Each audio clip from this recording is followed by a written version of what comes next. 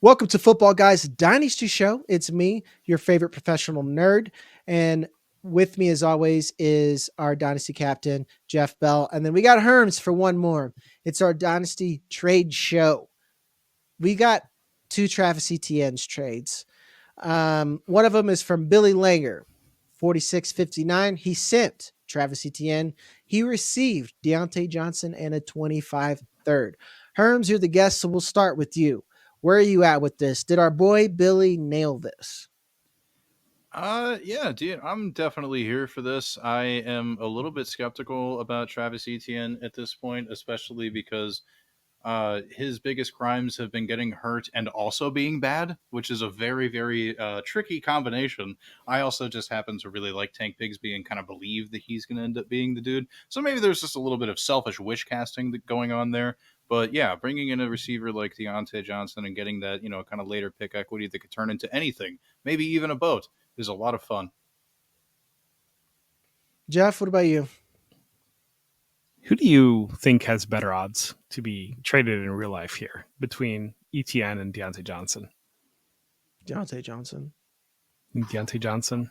Probably, yeah. Probably. I mean, they both need a new team. So I feel like that's where, if one of these guys gets out of their current situation, that's who I feel the best about. And yeah, if you think Diontae Johnson is, and Diontae Johnson is probably the most likely to move. That's whoever moves. If one of these players moves, is going to realize a value bump, and that is what you kind of want to do right now: get a value bump. Yeah, I agree. The third makes this a win for me, but I think it's pretty much a wash in the grand scheme of things. And it's, if you're good at running back, then cool, you got Diontae, or if you got whatever your plans are, I think this could be a win on both sides. And you and I have talked about this, Jeff, that ETN is a buy if you are a rebuilder, because ETN is either going to be back in Jacksonville and healthy, but probably not. He's probably going to be somewhere else. Again, I don't know what Jerry Jones is doing, but if I were him, I might call. I don't know though. If I had a roster that was built to contend and go to the playoffs, but I'm just a silly lad here with a silly podcast with my silly friends. So I don't know. It seems wild to me. But Deontay's another one where a lot of teams, like, again, I don't know if the Patriots try to win, but I would just, like, that's a team that needs a wide receiver. I joked about the Steelers. They clearly need a wide receiver. That'd be kind of awkward to call him back now. And I don't know if can you like come back from that? It'd be so weird, but I want them to make it up. A lot of teams you could go to. So I think that's one where, at least, even if he doesn't get traded, he still can earn his own targets. And Andy Dalton isn't going to be straight cheeks every week, just half of them. So our second ETN part 2 trade. This was actually a question. He hasn't done this trade yet. He said, should he send, and this is Andrew Carlson, 4570. Names are much more normal this week. Thank you guys. He wants to send Davante Adams for ETN. Jeff, we'll start with you with this one. I mean, do you guys think you can do better than Diontae for Davante Adams than ETN? I mean, now is probably the time to sell Davante Adams if you wanted to sell Davante Adams. So you've got that going for you. I don't know that you can get better than ETN. I guess it would be kind of my thought on, because you're not going to get a first for Davante Adams, I wouldn't think, anymore.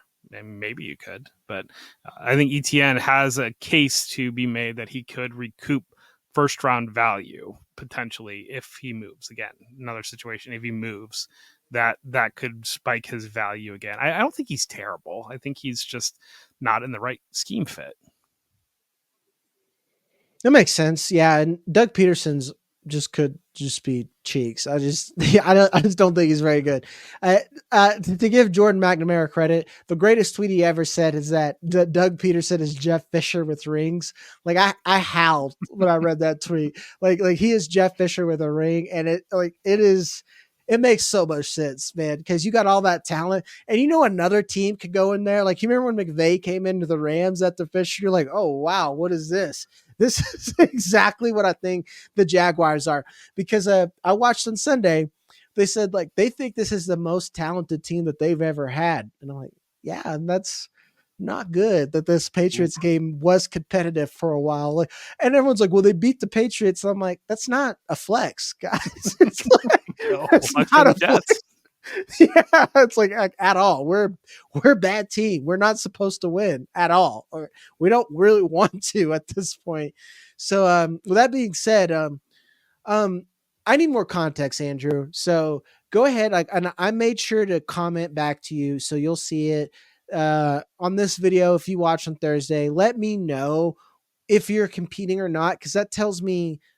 And to be honest, I lean that you kind of want Etienne, because regardless, Etienne could come back and he's still going to get touches. I don't think that Tank Bigsby is going to come in and then just be this workhorse. He's going to get 75%. I mean, I would love that. I got a lot of Tank Bigsby bags, but I think he's going to get plenty of touches and he's going to hold value. But give me more context. Got to pay some bills, folks. Hit the like, subscribe button, do all the stuff that anyone's ever asked you to do on YouTube ever. Go to footballguys.com/plans, where Jeff writes real articles about Dynasty football. I write about prospects, and then we write about other stuff in between. And we offer a lot of tools for you to help dominate your league. So go over to footballguys.com today.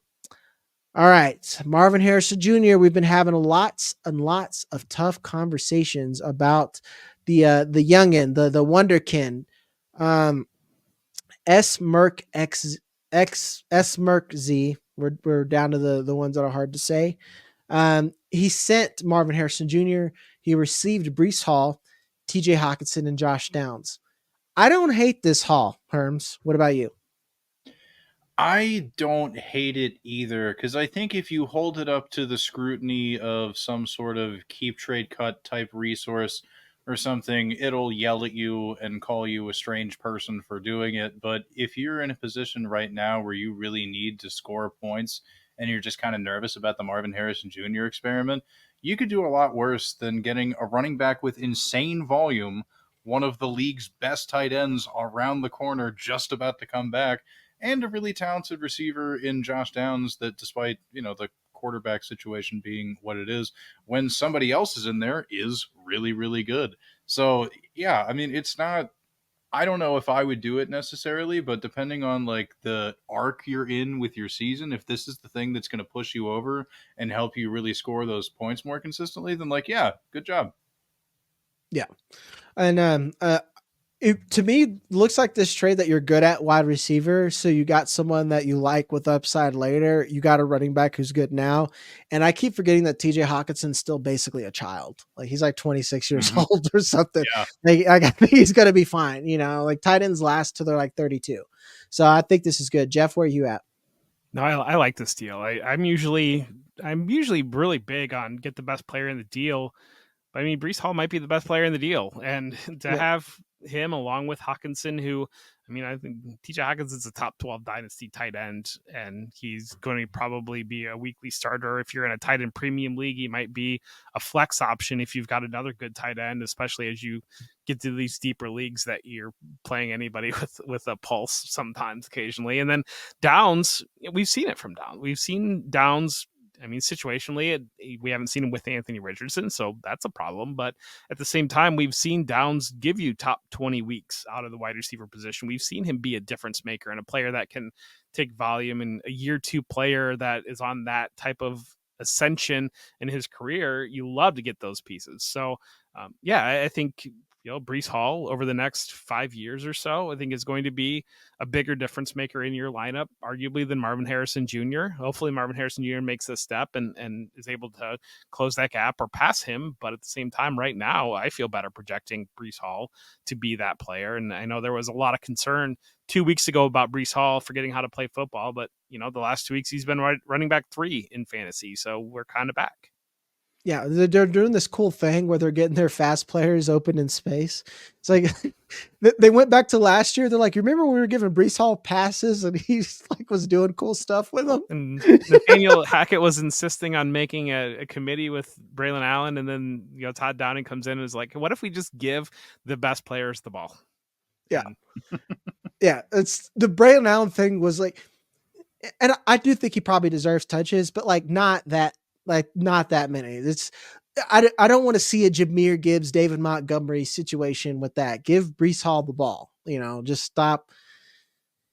The fact that Nathaniel Hackett's even in the building just makes me want to scream. But that's why I'm not a Jets fan. But this is what you do, guys, with elite assets like Marvin Harrison Jr.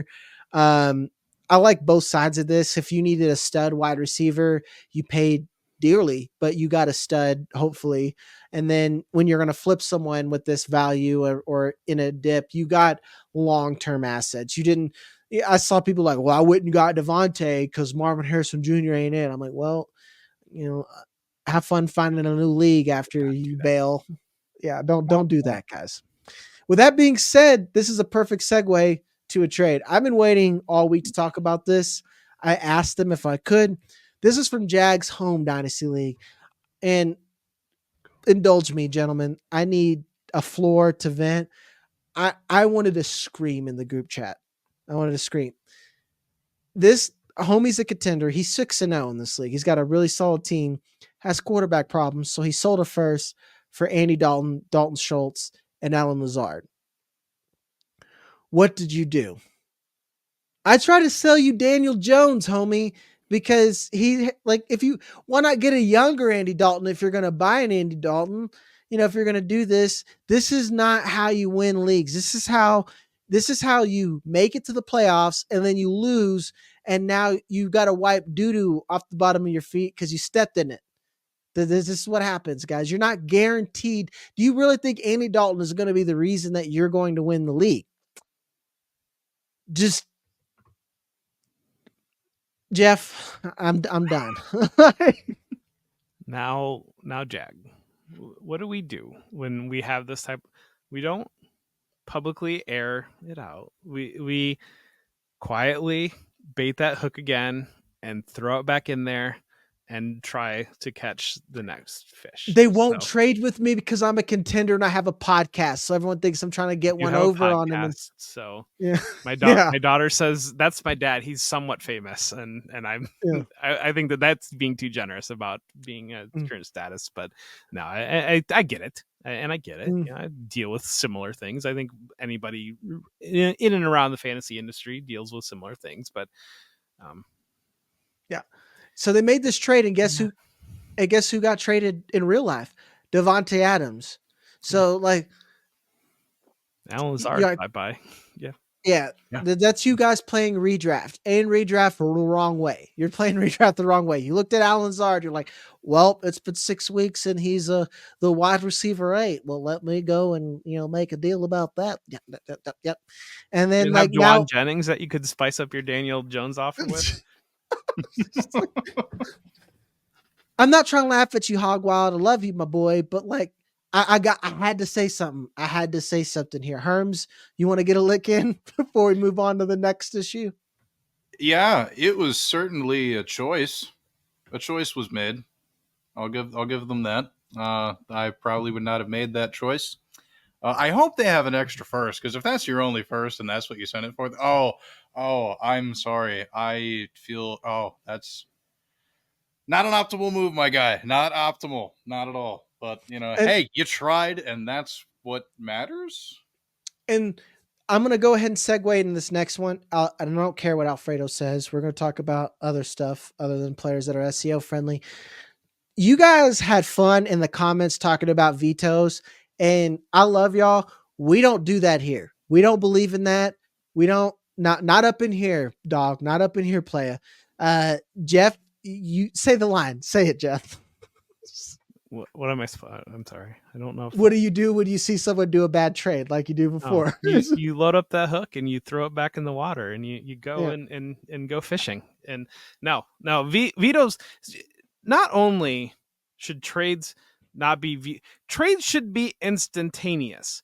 there shouldn't even be a window to veto a trade. And if you're worried about collusion in your league, kick them out of your league. Remove those people from your life. If you're worried about somebody colluding with your friends or whatever the situation is for a $50 buy-in or whatever that might be, you don't need those people in your life at that level of the closeness of a fantasy football league. So no, I think that, again, trades should be instantaneous. There should be no window for a veto, and there should not be anything. I've seen wild takes like there should be, well, you should open up to auction to see if anybody wants to beat that trade. Or I've been involved in situations where the commissioner felt like I bought a player for too low, and if the entire league had known that player was available, it would have been a much higher bid. So you had to go back and let's open it up and see if anybody wants to beat Jeff's trade. And no, all that's nonsense. You are gentlemen or gentle people that have joined a fantasy football league together, and it is a form of camaraderie. It is a reason to talk to your friends. It's a reason to stay involved with people. It's something to do while you're watching football, and trade vetoes should not be a thing, because trades should be instantaneous with two people that have entered agreement to make a trade with each other. Yep. Herms, you keep to the old ways. I'm sure you agree with us, right? Dude, I don't understand why people even have that as an option, because kind of like Jeff was saying, like, despite, certain aspects of my personality, I am an adult man. Okay? I am an adult man, and I play in leagues with other adults. We are all adults. And if we choose to do some like ridiculously terrible trade or something, then I don't need anybody weighing in on it other than like dunking on me and sending stupid gifts my direction. I don't need any group of people to hit a button to be like, no, it disrupts the balance of the league and everything. It's like, well, then make the league better. Just do something. I don't know. It's not that big of a deal unless something is obviously terrible and obviously collusion. And that's one of those things where it's like, it when you see it, quote unquote. Outside of those very rare situations, let me continue to be an adult man doing adult man things with my adult man friends. And my favorite is when I love it when you get it and somebody will share a trade with you and they'll be like, my league wants this vetoed, and my reaction is like, which side? Like, yeah, because I see that it's like, I guess, like, which side are they mad about? Like, it's like they're going berserk over this one. It's insane. I'm like, yeah, I agree. Why? And like the argument that like people said, and you nailed it, Jeff, about people getting upset and actually, Herms, you said this about people not letting you be an adult. I've seen more leagues collapse because of arguments of trying to micromanage trades than of bad teams. And this is a people problem. If you're worried, like Jeff said, if you're worried about collusion, stop being friends with these people. They're going to take your last beer. They're going to touch every slice of pizza to break it apart. Just like, you don't want these people in your life. You just know that they don't lift the toilet seat up to pee. Like, they're disgusting people and you don't want them. It's more about the people than it is trying to like manage everything. I got my dear friend, Chuck Bass. We collapsed a whole league before we got to the 6th round of a startup because people were mad at a trade that we made.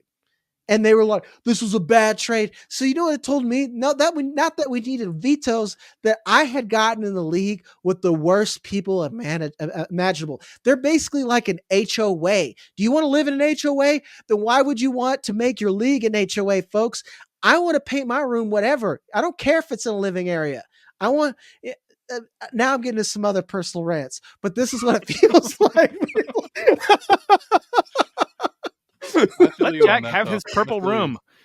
Yeah, exactly. It's like, I can do whatever I want. I bought this house. So